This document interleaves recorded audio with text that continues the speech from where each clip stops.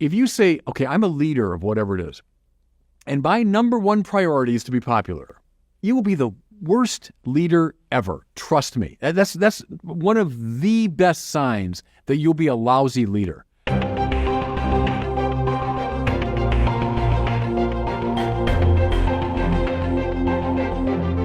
Welcome back to the Word on Fire show. I'm Brandon Vaught, the host and the senior publishing director at Word on Fire. Leadership, it's a perennial interesting topic. There are thousands of books published every year. But what makes great leaders great? What's the secret? How did people like Lincoln, Churchill, Martin Luther King Jr. lead with such effectiveness? Well, that's what we'll discuss today with Bishop Robert Barron, who joins us from Rochester, Minnesota. Bishop, always good to be with you.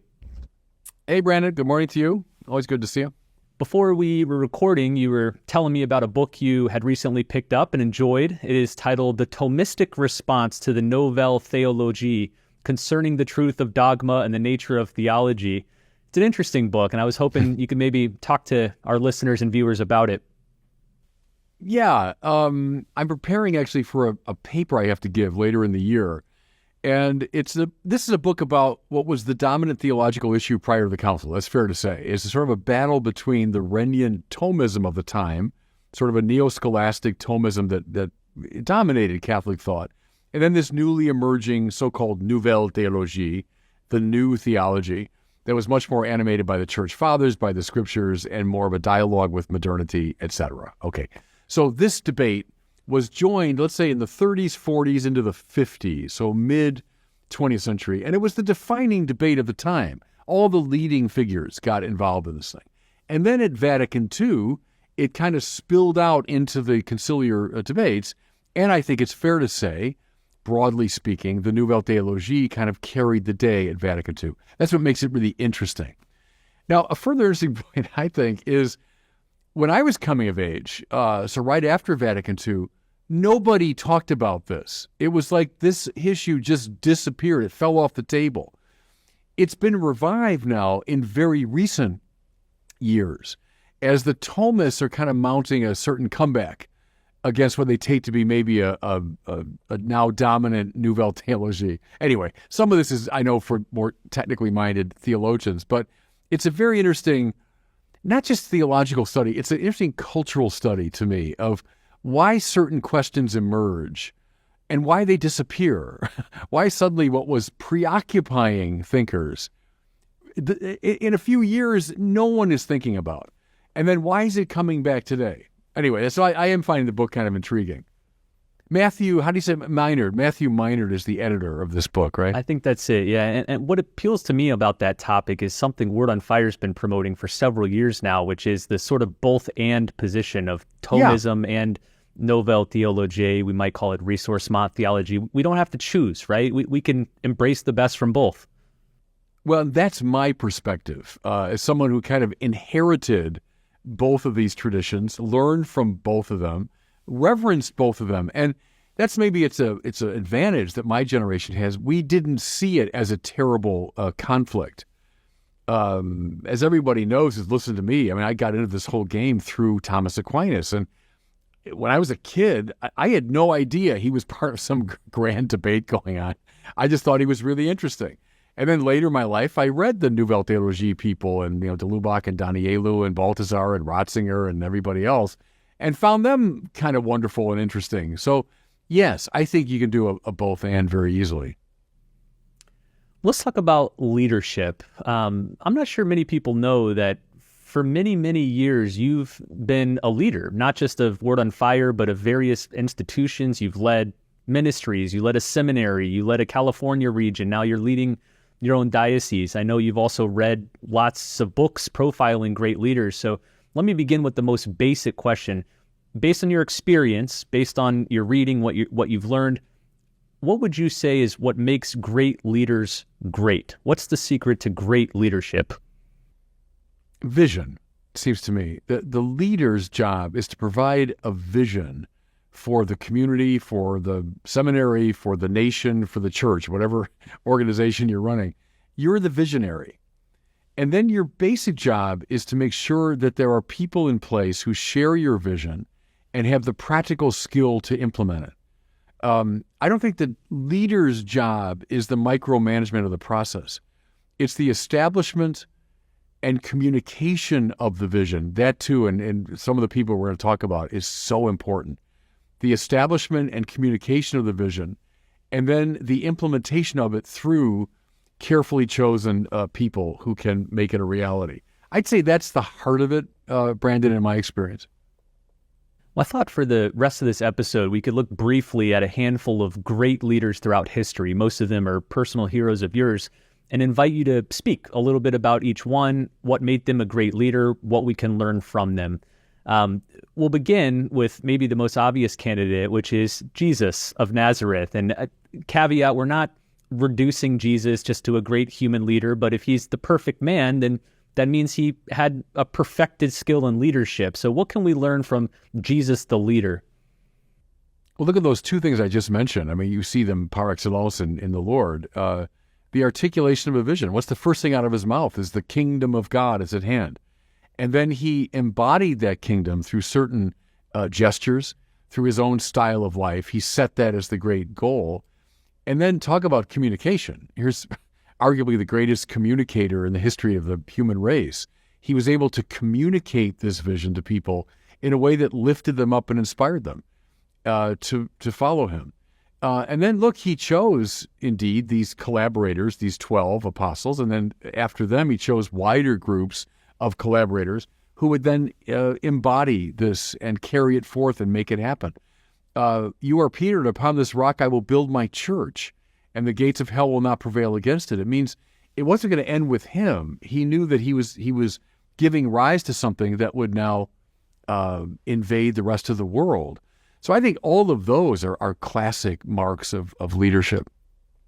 I think it's almost a cliche now, many people have pointed out, but even though Jesus was a great leader, many of his followers left him. We think of John chapter 6 at the Bread of Life discourse. It says many left. Judas, of course, leaves and betrays him. All of his disciples eventually betray him.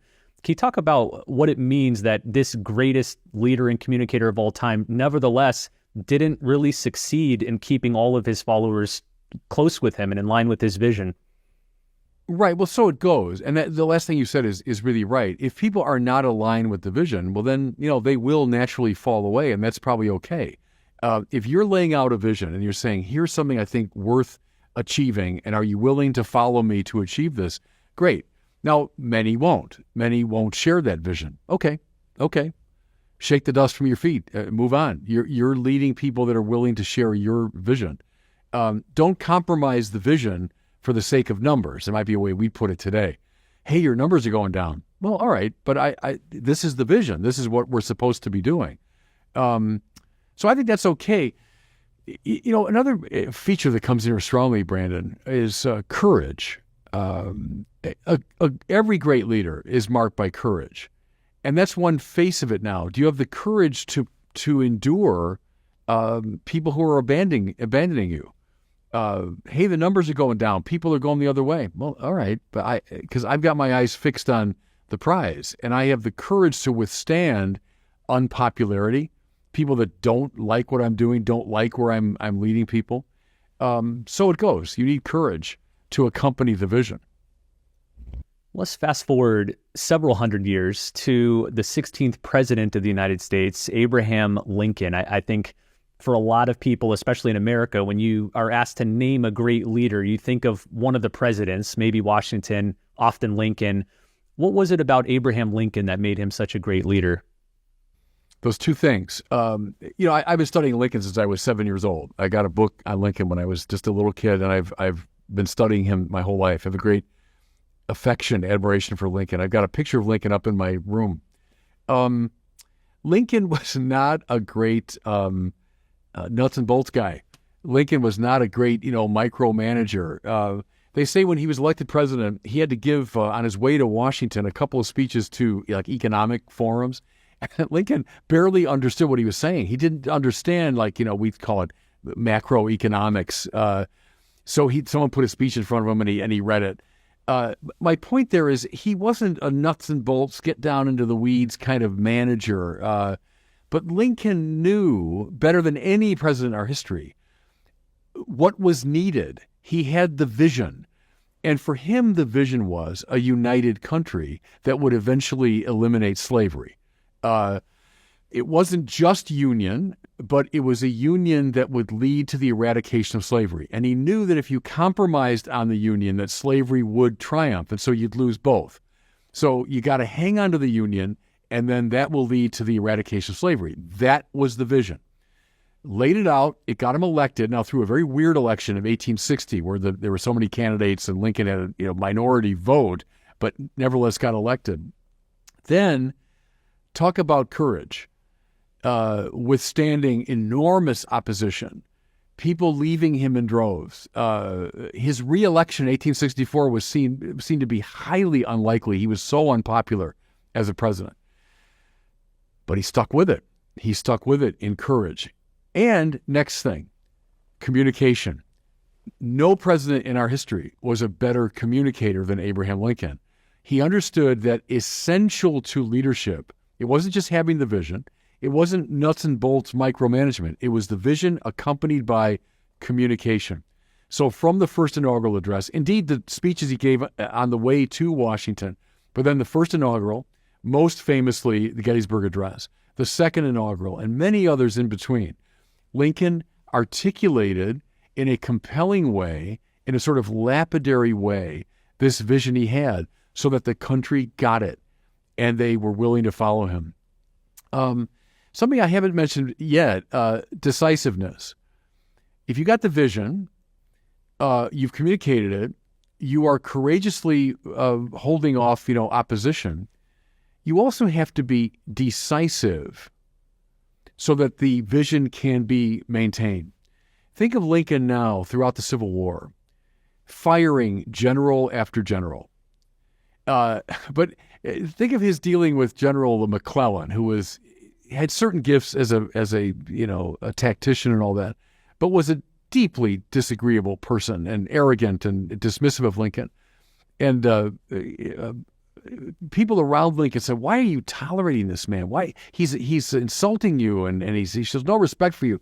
And Lincoln said, "If he helps me win this war, I'll hold his horse." Like he knew what he wanted. He had the vision. And he had the courage and the decisiveness. But then when it became clear, okay, this guy is now getting in the way of my vision, fired him, fired the next one, fired the next one, fired the next one, fired the next one, until he came to Ulysses S. Grant, who was able to achieve the vision. So Lincoln showed an extraordinary, courageous decisiveness in the course of the Civil War. Those are all the things that make him a great leader.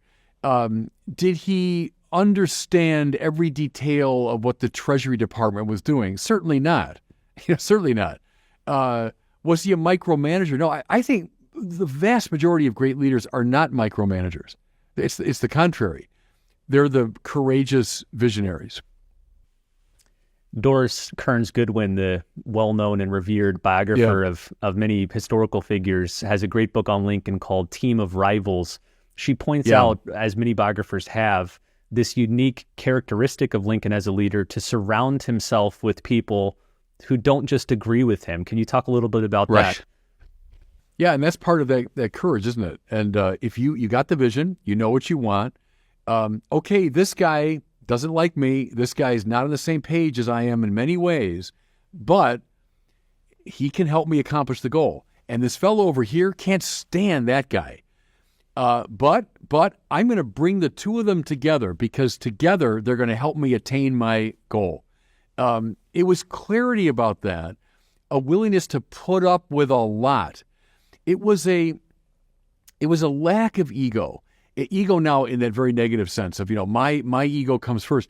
No, the great leaders can transcend their own egos and say, we are trying to attain a common end here.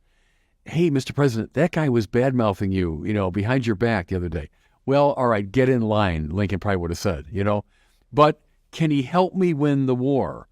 Then he stays in place.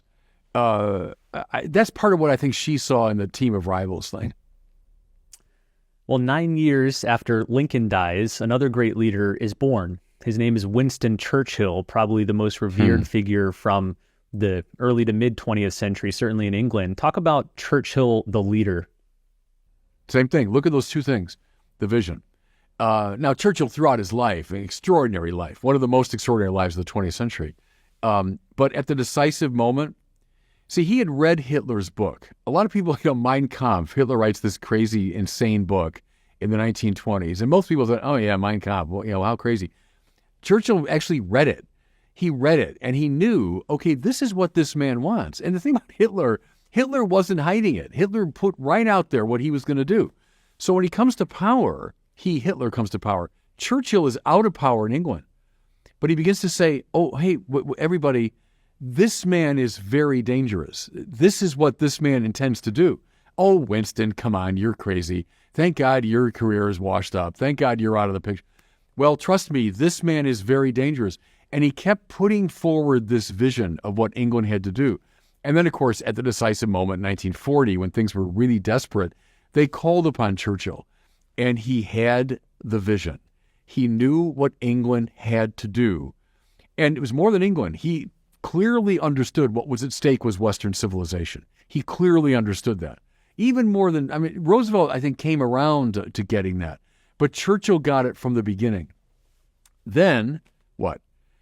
At the level of Lincoln, someone who was able to communicate the vision, one of the greatest rhetoricians in English in the 20th century, and you can study him to your enormous profit of how to motivate people to act.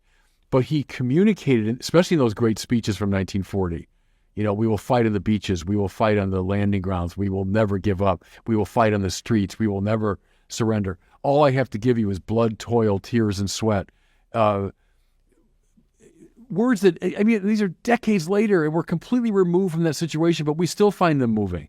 Well, see, a great leader is like King David, who was, the sweet singer of the house of Israel. The King James has it so beautifully, right? David was a warrior and a political leader, and he was a poet. See, and that's very important. Lincoln was too. Lincoln was a great poet. Government of the people, by the people, and for the people shall not perish from the earth.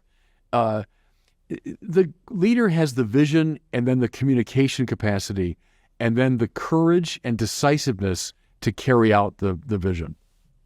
What is it about Churchill that you think galvanized and drew so many people to him? Did he have this personal charisma? Was it his commitment to resilience, never give up, give in? I think there's lots of other leaders that have the qualities you just described: vision, decisiveness, surrounding yourself with healthy team of rivals, etc., but nevertheless fail to draw people's attention and magnetize them. How did Churchill do it? Well, he was the right man at the right time. And there he's like Lincoln, too. If Lincoln had emerged in the 1840s or the 1880s, he wouldn't have been Lincoln. He was the right man at the right time. He was the right man for that crisis moment in American history. That, catastrophe, as I think Shelby Foote put it that way, this catastrophe of the mid-19th century. But Lincoln was the man who was ready for that moment. The same with Churchill. Churchill had this somewhat checkered career, as a leader. He was widely criticized for a lot of his decisions, and he was in power, then out of power, and a lot of people said good riddance. But he was the right man at the right time. If Churchill, let's say, had become prime minister in the 1930s or the 1950s, well, he was in the 50s too, but he wouldn't have been Churchill. I think it was his personality and style met the moment in just the right way.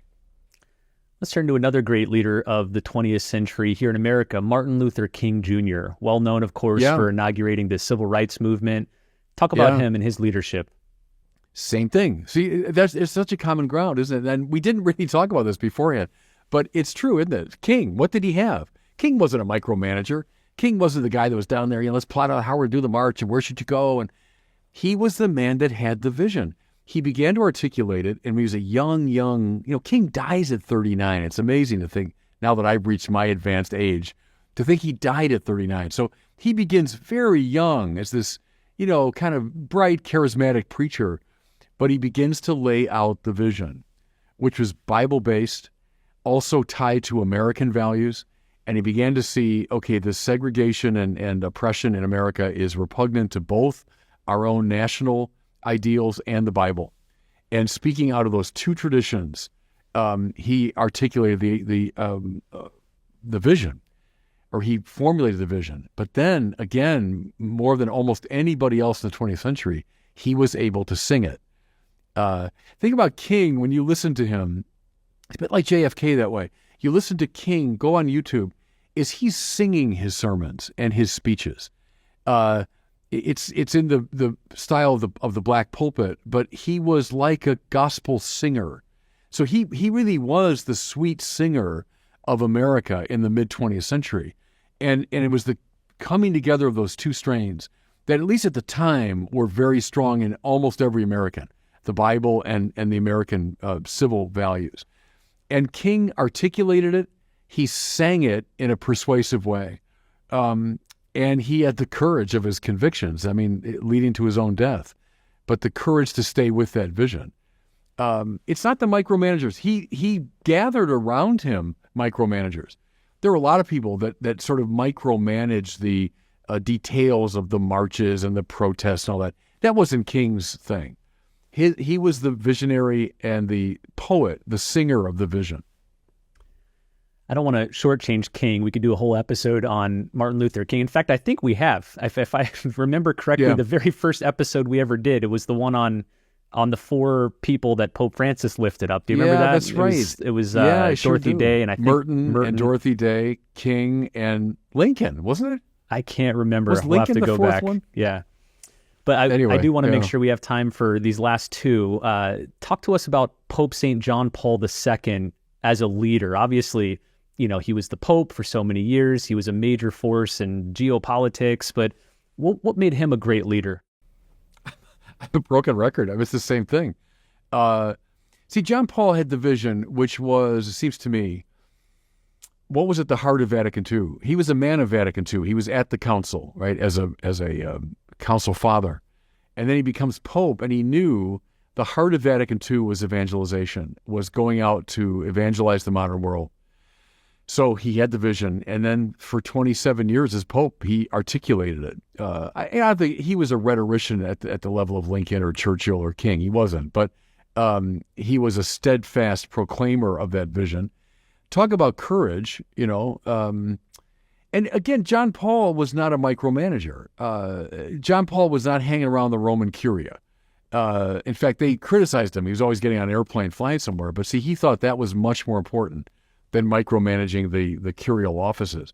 But see, I think that's a common denominator, Brandon, is the great leaders don't do that. They'll get bogged down then. You get bogged down into internecine, conflict.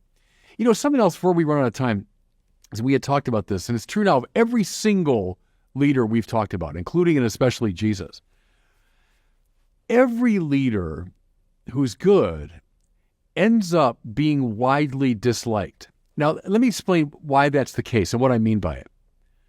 See, if you're the leader of whatever it is, corporation, institution, church, country, if an issue has come to you for adjudication, it is by definition a difficult issue. If it were easy, it would have been adjudicated way down the chain of command, right? So if it's come all the way to you, that means, this is a hard question. It's a thorny question. That means, furthermore, that there are good arguments on both sides. Let's say it's side A, side B, right? And they come to you, hey, which one do we do? Well, if it's come to you, that means there are good arguments for A and there are good arguments for B. All right? Now, you're a leader. You got the vision. You've communicated it. You want to move it forward. So I make a decision. A. Well, the A people think I'm brilliant. They think I'm a genius. The B people, that guy, what a loser. What an idiot, And they might be right because they got good arguments on their side, right? Okay, now that's one decision. Now a second decision comes along. Is it hard? Yeah, it wouldn't come to you unless it were hard. Good arguments on both sides? Yeah, it wouldn't come to you unless there were. All right, this time I'm going to decide B. Hey, the B people, they're happy for the moment. A people think I'm a complete idiot. Now, third decision, fourth decision, fifth decision, sixth, 100th, 500th decision. Every one of them is bloody, right? I said before, decision is related to the word scissors. They come from the caesare in Latin, which means to cut. When you decide something, you're cutting off one option, saying, I'm going this way. Well, what's happened is by the end of the day as a leader, you're covered in blood because you've been deciding left and right. So there's Lincoln, Churchill. They were widely disparaged, right? All these King, they shot him to death. They were widely disparaged. That's where the courage of a leader has to come through. If you say, okay, I'm a leader of whatever it is, and my number one priority is to be popular, you will be the worst leader ever. Trust me. That's one of the best signs that you'll be a lousy leader. If you say, boy, my priority is to make everybody happy, because you won't, period. In fact, over time, you're going to make pretty much everybody unhappy with something you've done. So that's where you got to gird your loins, and you have to be courageous and stand your ground as a leader. One thing I think about in my role as bishop, when you become a bishop, they give you a ring. So I got this ring here. Well, that's a wedding ring, right? That says I'm now wedded to my people. That's a really powerful symbol. They give you a hat, the mitre. The mitre is saying, well, okay, you're the one we notice. When you come in the church, we look to you because you're the shepherd. We have to know, where you are. We have to see you. But then they give you a big stick, right? The crozier. Oh, what a nice bucolic symbol. That's not, maybe it's bucolic, but it's not peaceful. The crozier on one end is a hook, because if the sheep wanders off, you got to go and get it and drag it back, right? On the other end, it's a stick to hold off predators. So it's, to me, very interesting that when a bishop sits down in his chair and the nuncio comes and gives him a big stick. Well, all right, that's kind of the tough side. That's the tough side of being a leader. And if you're unwilling ever to use it, oh no, that's too tough. And take that away. I will never use the crozier. Well, then you're not going to be much of a leader. So that's another common denominator. Everyone you mentioned, they were very, very widely disparaged. So it goes with leadership, I think. Let's close with one more leader. Like John Paul II, this leader served for an extraordinarily long time. I'm thinking of Queen Elizabeth II, who just recently passed away, longest serving monarch in British history. And another figure who paradoxically led for so long that she developed, everybody seemed to have a gripe with her. But on the other hand, by the time of her death, was still so widely beloved and respected as a leader. What was her secret? She understood the symbolic dimension of leadership. And of course, that's the way the British system is set up, where she really doesn't have to make the decisions, and people know that, so they can blame the prime minister, and he's the one that's slicing away and covered in blood and all that, So the queen, in a way, is immune from that kind of critique. She, I think, understood better than anybody in the 20th century the symbolic power of leadership, that it's not just a matter of vision and of decision making. It's also it's a more mystical, it's a stranger, more symbolic thing. Who had that, I think, in our country was Ronald Reagan. In my experience, Reagan understood the mystique of America and knew the mystique of the office of the president. If in my lifetime, I've heard occasionally that what we need is a good businessman in the White House. Someone that can really run the show like a good businessman. Well, I suppose that's a dimension of it, but that, to me, it misses an awful lot of the mystique and the poetry of high leadership. I would say you need a poet and a visionary, and someone that does understand the mystique of the office. Who gave that to us, to his infinite credit, is George Washington. He understood the mystique of the office and the ethos of that office, and bequeathed that to the last 230 some years. That was a great gift of George Washington. So I think Queen Elizabeth, she had that sensibility. Well, as we finish up our episode on leadership, can I ask any tips or advice for listeners who aspire to become better leaders? They hear about all these figures. Maybe many of them think, look, I'm never going to be president, prime minister, queen, but how can I, in my ordinary life, become a better leader? Let's say, but you're a leader of your family, so a parent is a leader of the family. So everybody Most people will have that role. I would say those two things I talked about most prominently here is articulate a vision for people. What is where do you want this family to go? What do you want this family to be? And then embody that, communicate it clearly, stay on people so they stay on beam, defend the vision. There's the crozier, you're holding off those who would want to undermine the vision. But I think the vision is the most important thing for a leader, that you know what you're about, where you want this diocese or family or country or church to go, and then become a poet who can communicate that vision well.